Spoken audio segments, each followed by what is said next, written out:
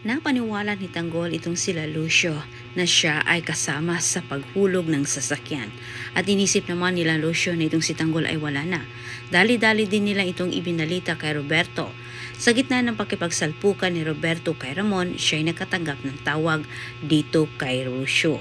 At ibinalita nito na wala na umano itong si Tanggol, kahit mas lalong nagliliyab sa galit itong si Ramon nang sinabi naman ito ni Roberto kay Ramon. Pagkakataon na sana ni Ramon para tapusin ang buhay ni Roberto. Ngunit hindi rin ito nagawa ni Ramon sapagkat ito'y tinulungan sa mga tauhan. Samantala sa kabilang banda, sa kagustuhan ni Jackie na sila'y makatakas ni Miguelito. Ngunit hindi siya pinalad sapagkat siya rin ay natamaan sa mga bala ni Maradona. Sa kabilang dako, sa kabila ng ibinalita ni Lucio dito kay Roberto, bigla namang sumulpot itong si Tanggol na kung saan sila ay nasurpresa na hindi nila napaghandaan ang pagratrat ni Tanggol sa kanila. Sobrang pag-alala ang nararamdaman ngayon ni Marites para sa kanyang anak. Walang kasiguraduhan kung ito'y makabalik pa ba sa mansyon. Ngunit maya-maya lang ikinatuwa nilang dalawa ni Julio nang dumating itong si Tanggol na buhay.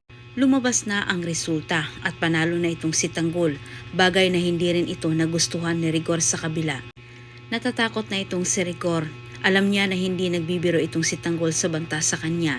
Siya'y mawawalan na sa serbisyo at ito ay tutuhanin ni Tanggol.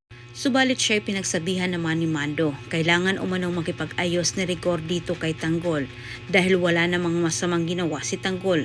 Batid niya na ito ay para sa kabutihan ng lahat ang ginagawa ni Tanggol. Dagdag pang sinabi ni Mando, hindi umano magagawa ni Rigor ang misyon nito na paghigantihan itong si Miguelito sa pagkawala ni David kung patuloy umanong susuwayin ni Rigor itong si Tanggol, lalo na't ito na umano ang may kapangyarihan sa Maynila.